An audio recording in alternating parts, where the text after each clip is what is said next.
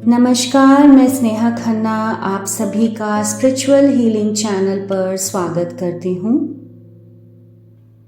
आज हम जानेंगे कि रेकी क्या होता है। रेकी के बारे में आप सभी ने कभी ना कभी, कहीं ना कहीं, किसी ना किसी से सुना होगा। रेकी एक स्पर्श क्रिया है जो साईं बाबा करते थे, जो जीसस किया करते थे और जो बुद्धा जी भी किया करते थे। थोड़ा सा इस बारे में जानते हैं कि रेकी की शुरुआत कहाँ और कैसे हुई। आज इन्हीं सब बातों पर हम चर्चा करेंगे कि रेकी की शुरुआत कैसे हुई और रेकी असल में है क्या। रे एक डिवाइन कॉस्मिक हीलिंग एनर्जी है, डिवाइन एनर्जी है, यूनिवर्सल एनर्जी है और की है हमारे अपने प्राणा। कहा गया है कि यूनिवर्स में दो तरीके की एनर्जीज होती हैं जिससे हम सभी वाकिफ हैं, पॉजिटिव और नेगेटिव एनर्जी। पॉजिटिव एनर्जी को हम cosmic energy, divine energy, healing energy, परमात्मा की महर, हीलिंग थेरेपीज के नाम से जानते हैं और नेगेटिव एनर्जीज को हम टूना टोटका, ब्लैक मैजिक, एंटिटीज के नाम से जानते हैं। तो हमारे ऊर्जा में, हमारे ऑरा में कौन सी एनर्जी है, कौन सी एनर्जी होनी चाहिए। अगर हमारे ऑरा में पॉजिटिव एनर्जी है तो वो हमें खिलाएगी, खुश रखेगी, हमें ग्रो करने में हमारी हेल्प करेगी। और अगर हमारे आसपास या हमारे ऑरा में नेगेटिव एनर्जी है तो हमारे भावों में नेगेटिविटी आएगी। हम सैड रहेंगे, स्ट्रेस में रहेंगे, एंजाइटी में रहेंगे, कंजेशन हो सकता है हमें। तो जब ऐसी नेगेटिव या हैवी एनर्जीज हमारे ऑरा या हमारे आसपास रहेंगी तो हम जो क्रिएट करना चाहेंगे वो भी नहीं कर पाएंगे, क्योंकि हमारा शरीर जो है वो अकेला नहीं है।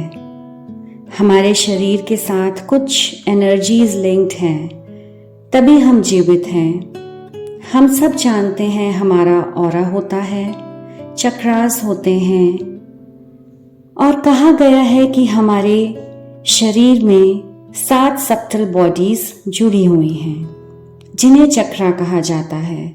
अब चक्रा में जो एनर्जी का इनटेक होता है वो कहाँ से होता है? वो एनवायरनमेंट से होता है। तो अगर मेरी ऊर्जा पॉजिटिव है तो मेरे अंदर पॉजिटिव एनर्जी को ही सोक करने की पावर होगी, और अगर मेरे अंदर नेगेटिव ऊर्जा है या मेरे ऑरा में नेगेटिविटी है तो मैं और ज्यादा नेगेटिविटी को एब्जॉर्ब कर पा रही होंगी। अगर तो मेरे अंदर पॉजिटिव एनर्जी को सोक करने की पावर है तो मैं कैसी रहूंगी? मैं हमेशा खुश रहूंगी, अपने रिश्तों में खुश रहूंगी, ग्रो करूंगी, अपने करियर में सक्सेस मिलेगी मुझे, हर तरीके से हर जगह मैं खुश रहूंगी। और परमात्मा ने मुझे ये जो जीवन दिया है वो इसलिए दिया है ताकि मैं उसे सुंदर तरीके से जी सकूं और उस खुशी को, उस पॉजिटिविटी को, उसके अनुभव को हर चीज में, हर जगह, हर रिश्ते में, हर तरह से अबंडेंस के रूप में रिसीव कर सकूं। लेकिन मैं रिसीव तभी कर पाऊंगी जब मेरे अंदर रिसीव करने की एक पॉजिटिव ऊर्जा, एक शक्ति अवेलेबल होगी। ऐसा क्यों होता है कि किसी का जीवन खुशियों से भरपूर होता है और किसी दूसरे का जीवन दुख से भरा होता है? ऐसा क्यों होता है कि कुछ लोग बहुत सक्सेसफुल हो जाते हैं लाइफ में और कुछ लोग कहीं भी नहीं पहुंच पाते बहुत मेहनत करने के बाद?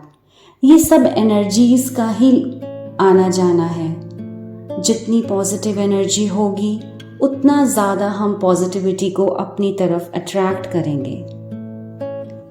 कहा जाता है कि हम 84 जन्म लेते हैं और स्त्री और किसी जीवन में पुरुष ही बनते हैं, किसी जीवन में गरीब बनते हैं और किसी जीवन में अमीर बनते हैं, किसी जीवन में हम स्वस्थ होते हैं और किसी में बीमार। ऐसा क्यों होता है कि किसी के जीवन में तो बहुत खुशियां हैं और किसी के जीवन में बहुत सारा दुख?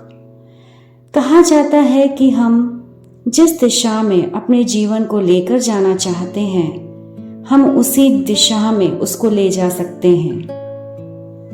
तो ये जो डिवाइन हीलिंग एनर्जी है, कॉस्मिक एनर्जी है, यूनिवर्सल एनर्जी जो हर जगह मौजूद है, उसका हम इनटेक जितना ज़्यादा करेंगे, हम उतना ज़्यादा सक्सेसफुल रहेंगे, पॉजिटिव रहेंगे और हैप्पी रहेंगे।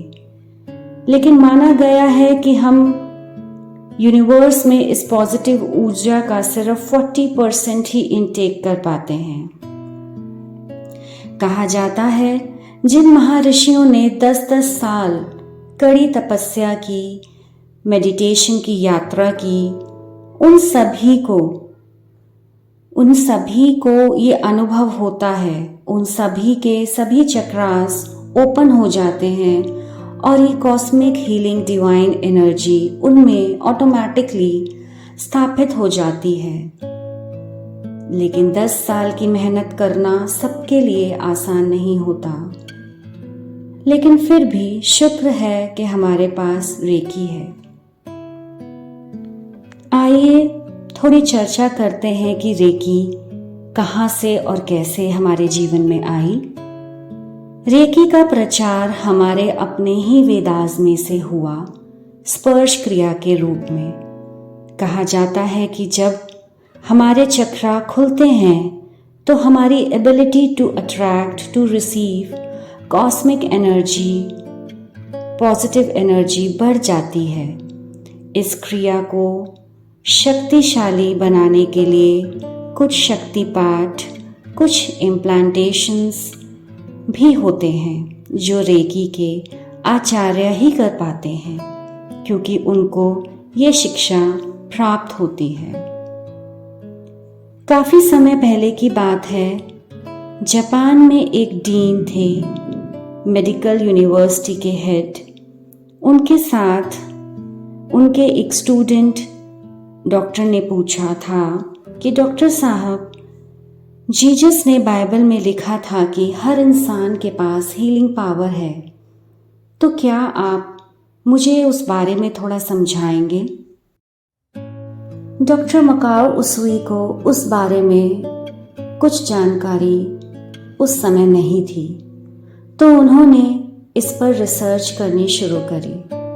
उन्होंने काफ़ी मोनेस्ट्रीज में रिसर्च किया, पर वहाँ से उन्हें कुछ नहीं मिला। तो फाइनली वो इंडिया आए और यहाँ आकर उन्होंने संस्कृत सीखी, कुछ क्रियाएं सीखी, वेदास में लिखी हुई स्पर्श क्रिया के बारे में उन्होंने पढ़ा और उनको समझा। और जब वो उनको अपने प्रयोग में लाए तो उन्होंने अपने अंदर बहुत ज़्यादा परिवर्तन महसूस किया और वो अपने देश वापस चले गए। 21 दिन उन्होंने मेडिटेशन किया माउंट कोरामा में, और 21 दिन के बाद जब उनको एनलाइटमेंट हुआ, कुछ वाइट लाइट के रूप में, कुछ सिंबल्स के रूप में उनको कुछ पावर्स रिसीव हुई, तो उन्हें अपने अंदर बहुत परिवर्तन महसूस हुआ। जब वो मेडिटेशन कर रहे थे लगातार 21 दिनों तक, तो उनके पैरों में थोड़ी स्वेलिंग आ गई और उन्होंने उन स्वेल्ड पैरों पर अपने दोनों हाथों से 2 से 5 मिनट रखा और महसूस किया कि वो स्वेलिंग बिल्कुल ख़त्म हो गई है, उसका पेन बिल्कुल ख़त्म हो गया था और वो आराम से चलने लगे। धीरे धीरे इस क्रिया का प्रचार होने लगा। पहले इस क्रिया को बिल्कुल फ्री में करवाया गया, लेकिन लोगों ने इसकी वैल्यू नहीं करी। फिर कुछ बड़े डॉक्टर्स डॉक्टर मकाओ सुई के साथ जुड़े और डॉक्टर हयाशी 1922 की बात है जब डॉक्टर हयाशी ने पहली बार डॉक्टर मकाओ उसुई से ये क्रिया को सीखा। उस समय उन्होंने उसको सीखने के $5,500 दिए। उस $5,500 को इकट्ठा करने में डॉक्टर हयाशी को 1 साल लग गया था। तब से ये चलन हुआ कि रेकी कभी किसी को ना तो कोई फ्री में सिखाएगा और ना ही कोई फ्री में रिसीव करेगा, क्योंकि जब तक हम किसी चीज़ की कीमत नहीं देते या नहीं लेते तो ना तो लेने वाले को संतुष्टि होती है और ना ही देने वाले को। रेकी किसी कास्ट, किसी रिलीजन में बाउंड नहीं है।